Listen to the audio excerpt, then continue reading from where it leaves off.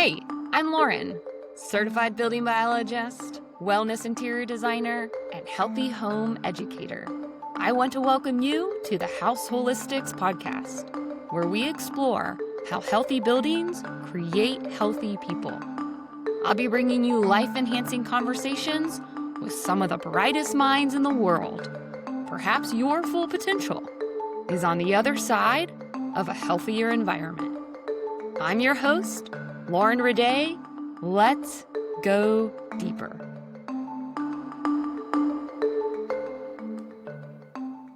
Hello and welcome to the House Holistics podcast. I am your host, Lauren Rede. Today is going to be a solo podcast, and I'd like to do a couple things. One, I want to share a little bit about the interior designer and architect training that just happened. Our very first cohort came through in June. I want to share about that. And then I would like to share some details about this healthy, non-toxic personal renovation that my husband and I are working on and bringing you all along so you can see all the details, the good and the bad. Oh, the drama. Not really. But I do think it's important to show you all some of the decisions that go into a healthy home renovation. So before I talk about that, I want to share about BBID, which stands for Building Biology Interior Design. So the Building Biology Institute asked me a year and a half ago, maybe 2 years ago at this point, I don't know, 2 years ago this December, to come up with a training to help educate interior designers on how to craft homes that are natural, that are healthy, that that really follow building biology principles. So the Building Biology Institute has 3 different tracks. They have a electromagnetic radiation track that you can study. They have an environmental consultant track. So that is folks that will come to your home and assess how to make it a cleaner, safer living environment. And then there is the new construction track. I think interior design and architecture is so important when it comes to creating a home that is close to nature as possible, that this turned into an entire certification track. My vision and my goal would be to see future interior designers and architects be able to communicate, yes, I am certified in the design track through the Building Biology Institute. So that way homeowners know who to look for and who to bring on their job sites. And then, and then, well, yeah, just so that there is a level of knowledge and awareness and education to be able to vet appropriate building industry professionals. I definitely wish that I had this training before I entered into the professional design field. So really this has come out of a place of, yeah, I wish this was there. I just didn't know. And it was jam packed. So it was a 5-day training and lectures all day, every day. It was me and a colleague, and we just delivered a lot of really intense information, and students found it really helpful. So it was a lot of work on my end for sure. I feel like I'm finally now catching up on rest and sleep because it was so much output, so much that I was giving back. So, but it was fun and I enjoyed it. And we had a mix of students in the room. There was a interior architect photographer. There was a somebody that has dabbled in interior design that's wanting to kind of take this maybe to the next level. There was somebody that is a mold remediator. And then Paula Baker Laporte, who, if you aren't aware of who that is, you should probably Google her because she's amazing. She's one of my mentors through the Building Biology Institute, and she is a building biologist and healthy home architect who is well known for timber frame construction, light straw clay, and adobe. She's amazing. She attended the class as a student, and she said she learned a lot and found it very interesting. So there's your review, Paula Baker Laporte. That's all you need. That's all you need. So we hope to see the next cohort of interior design students and architects probably sometime in 2027. The dates aren't announced yet. We'll see. But overall, the first one was amazing. And at the end of the day, students were empowered with tons of solutions. That's my whole goal is solution oriented information. So you know exactly, like, instead of using this, use that. Instead of that, use this. And then the book that was created was very, very thick. And students were able to take that book with them. And so the gamut of topics were covered, from landscape design to fibers to window treatments, how to design a healthy chair, from upholstery and framing and cushion stuffing to what kind of finish, looking at kitchen cabinets, bathroom floor tile, anything and everything that was an interior material or interior finish was addressed and covered with the best solutions.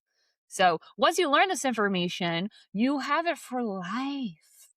So look at it like as almost like a tool that you get to take into the rest of your life, right? Even if you don't want to design professionally, even if you aren't an interior designer, that's okay. As you can see, that a majority of the people that took this class were not practicing interior designers. But this is really insightful information that I think everybody needs to know. Okay, so that was just a little bit of how BBID went. I would like to share about this healthy home non-toxic renovation that my husband and I jumped right into right after we got back. And I just want to say that we had been looking for homes for years.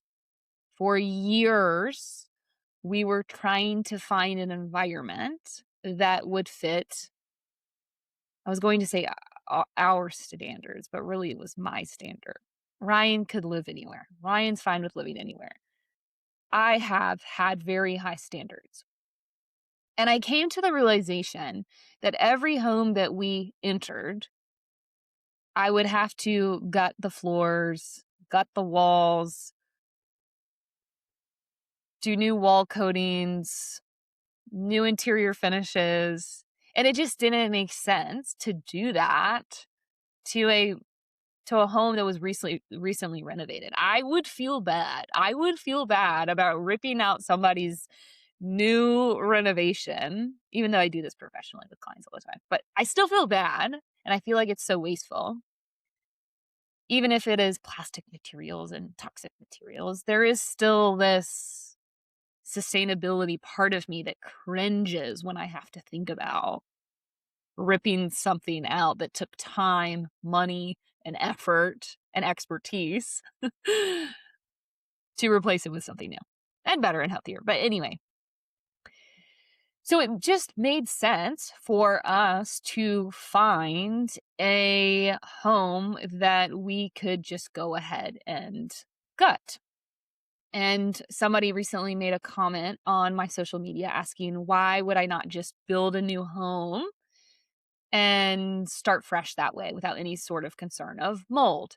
And to be completely candid, like, new, I work in new construction all the time with clients, but new is just pretty boring to me.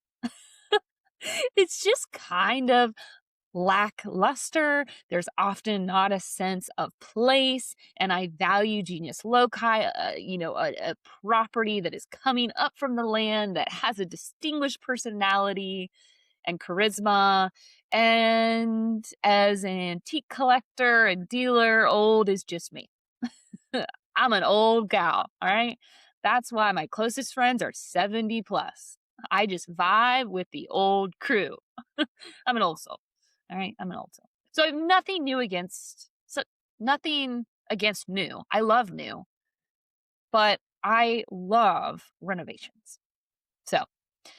So anyway, we land on this cute little cottage. It's 1,300 square feet, 1942, and it needs everything afresh. So we are taking it down to the studs. We are gutting it. We are removing all of the existing drywall.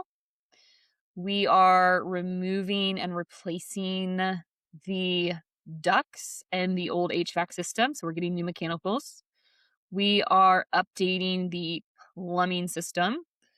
So there are roots growing in the cast iron and copper pipes. Cool, cool, cool. And then the drain, the drain is not great. It's very slow. So even if we were to clean the pipes, there is still the issue that there are pinholes and actual roots that are degrading the original pipes from 1942. I was hoping we wouldn't have to replace that. I was also hoping we wouldn't have to fully replace the actual HVAC system, but it's struggling. It's not working. And then I was hoping we wouldn't have to replace the roof, but we do need to replace the roof as well. And the roofer, of course, suggested, you don't have to do a redeck. It could be helpful. There was some previous water damage, and my mind goes, no, we have to do a redeck. We just have to do a redeck. And I want it all squeaky clean as much as possible. Of course, no home is perfect, but I'm going to do my best to make it as clean and safe as possible. There were leaks. There is water damage.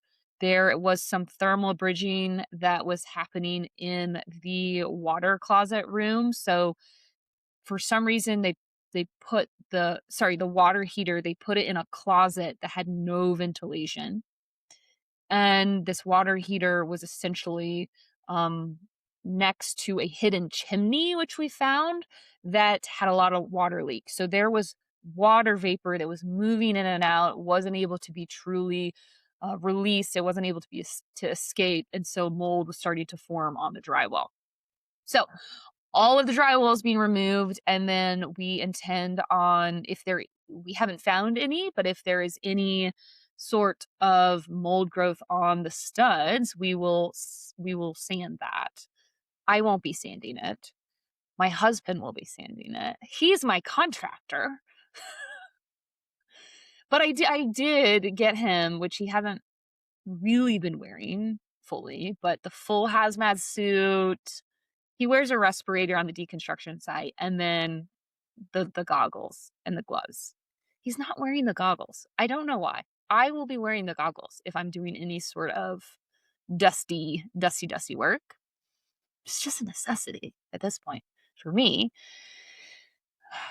And if you're new listening here, like, that's how I'm on this journey. I got very sick as an interior designer, working on beautiful luxury projects, and I got sick from my job sites, breathing in all of the dust, all the particulate matter from drywall to framing, from the aerosolized chemicals. I mean, think about a job site. It's pretty dusty, pretty dirty. Anyway, that's what put me on this path to wake me up to this whole new journey of environmental health.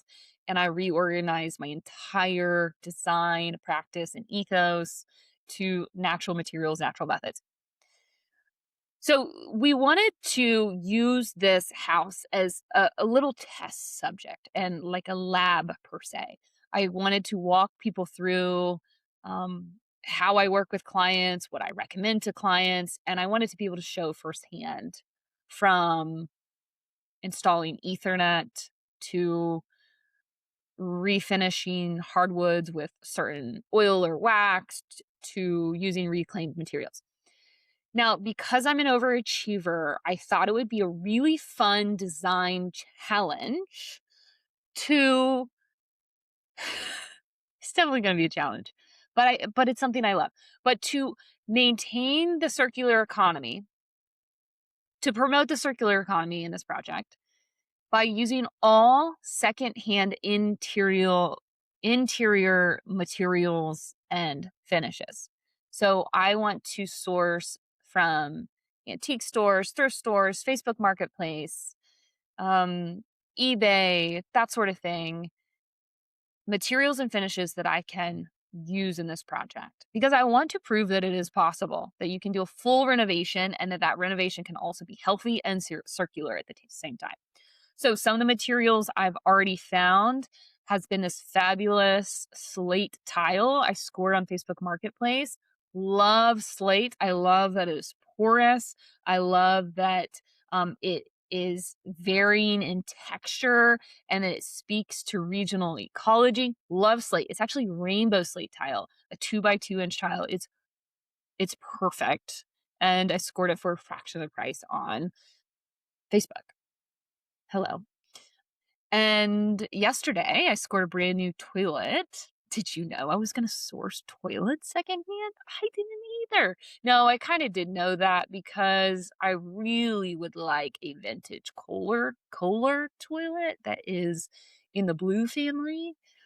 But that's going to be challenging to find because those are snatched up in a second. Today, I just confirmed scoring a Smeg refrigerator and then an electric range for the kitchen. Actually, from a designer in Charleston, also named Lauren. Come on. What are the odds? This whole project has been so synchronistic and it's been just so fun and so in flow. And I'm just really grateful for it. Really grateful for it.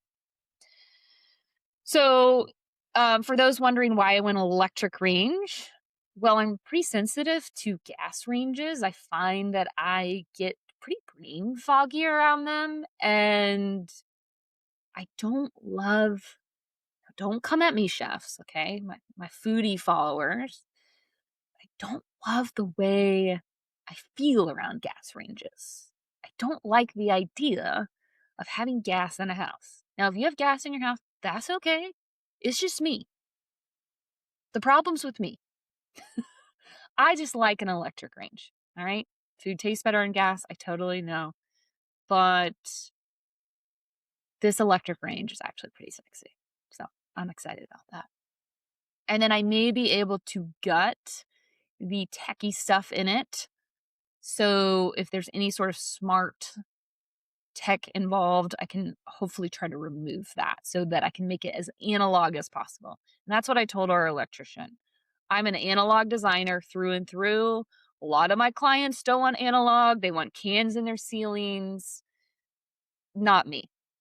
Not me. I want as analog as possible. So, some of the things that you guys might find interesting would be just how I'm going to work with the materials and finishes along the way. My goal is to make this project as close to building biology principles as possible. Okay.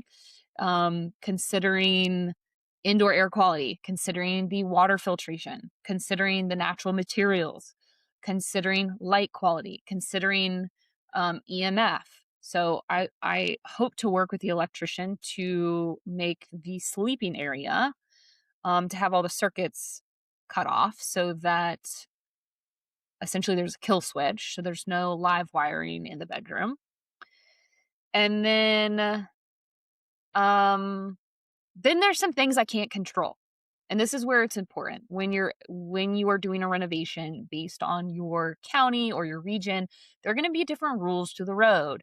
So in this town that we bought this house, they do not allow there to be an opt-out option for the smart meter. They don't even offer an analog option anymore, and they don't offer the ability to pay somebody monthly to come out and read your meter. However, I am trying to coordinate with building code officials. What would it look like to put the smart meter on a pedestal? So to remove it off the house, it's a little bit of a tricky situation as far as where the driveways are with this house. So I'm not sure I'm going to be able to swing that with the pedestal, but I do want to make sure I look at all of my options.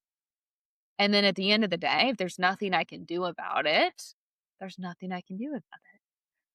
No house is perfect. And this is what I tell my clients. We can only do our best. And there's going to be scenarios that we can't change, and that's okay. You can either spiral and get upset about something, or you can realize that it's all good and we're doing our best. So let's see. So electrical, plumbing, we're getting a new roof. Ryan is doing a lot of the demo, which is great. He's now free and flexible to do that. He will be also installing things. Oh, and I plan on doing an unfitted kitchen. Have you ever heard of that? An unfitted kitchen? I haven't ever been able to do one of these with my clients because it takes a lot of sourcing energy and a lot of sourcing time to be able to find all the right bits and bobs. But I think this house is perfect. So 1942, it's close to the marsh. It's got just a coastal cottage revival architectural style. So an unfitted kitchen is perfect for this project. It wouldn't work in every architectural style, but this, it actually does. And what that means is there are no like finished cabinets. It would just be like free-formed pieces. So we actually have this Hoosier cabinet that we received from Ryan's aunt and uncle several years ago. And like that's a perfect epitome of an unfitted kitchen, the Hoosier cabinet. You have it's a big furniture piece. Google it if you don't know what I'm talking about. But there's a base cabinet at the bottom, then there's a little storage at the top, and then it's got like a little countertop. And what they would do is they would take that furniture piece with them to their next house. I love that. We do not do that anymore, but I love that concept. I think it's completely rad. And I like the idea of taking a family heirloom with you to your next house. So I got to work on the design about how I want to orient the sink in between the window and what I'm doing. We're going to have some sort of base section to hold the sink. And there's a perfect area where I could just do wall to wall, either do butcher block countertop, or I would love to score a quartzite or a marble piece, just a remnant from a slab yard, because it is a very, very narrow space. I believe I can do that. But it's also just, what am I finding? What do I think works with the architectural style? This is what I do. I love it. I love it. And it's something that I just really enjoy. Not everyone would enjoy this. I get this. But it's my home. So I get to have a lot of fun with it, and I get to be as creative as I want. And we'll see what happens. So, okay, I would love to know what questions you all have about this healthy home, non-toxic, circular, plastic-free renovation. What do you guys think? Do you guys think I can meet my challenge of getting close to 100% all interior materials and finishes secondhand? Do you think I can meet my challenge? I think I can. I really think I can. But we'll see. Yesterday, I did go to mini a store and came up with just a few items. But the toilet was a big win. And then the fridge and the range was a big win too. So, and then Ryan is deconstructing. He's not a big fan of this, but he's deconstructing all the millwork. So all the base and the window trim. It's not necessarily fancy trim, fancy millwork, but I like that it's original to the house. And I want to keep it as coherent with the time period of the home. That's really important. I kinda I kinda wonder, you know how there's a mycelium network? There's like an underground network of trees and roots and plants all talking to each other. Well, I had this idea, not an idea, but this thought came to me. Like, what if all of our homes have their own mycelium network and they're all communicating to each other, talking to each other, telling each other, "Oh no, I got a new owner today. They're putting in some suspect materials." It's kind of a cool thought. And it is important, I think, to be talking to our homes, whether it's an apartment, whether it's a single family home, it doesn't matter. I think it's important that we talk to our spaces and show them that we care. And so part of how I'm showing this house that I care is honoring its original design intent vernacularly. And vernacular architecture, what that means is it's using regional and local materials and then also honoring the wisdom of the craftspeople that built it. So I'm in South Carolina. I'm in ocean, beach, marsh country, also known as the low country. And so coastal cottage it is. And then if I am to renovate a house in Arizona, it's going to be a very different vibe, very different style. I'm very much a designer that asks the house what it wants to be. I am not a designer that comes in and tries to force a vision, tries to force a perspective. I believe the house is trying to talk to us back and to inform us what it wants to be. And then that will help the ergonomics. That will help the people living there. That will help the energy of the home. It's all connected. It's way more connected than I think we really think. All right, so that's just a quick how BBID went. It went great, and how and what I'm working on next. There's always a new project in my world. So please leave a review if you enjoyed this episode. That would very much help out a new listener finding this information. And then I would be curious if there's somebody that you guys would like me to interview, send me a DM, let me know. Until then, I really enjoy these solo episodes too, and I may do more lecturing and teaching. So we'll see. I'm just experimenting as usual, and we'll see kind of what unfolds from here. But thank you so much for listening, y'all, and I love feedback. So if you're enjoying this, let me know, and I will talk to you soon.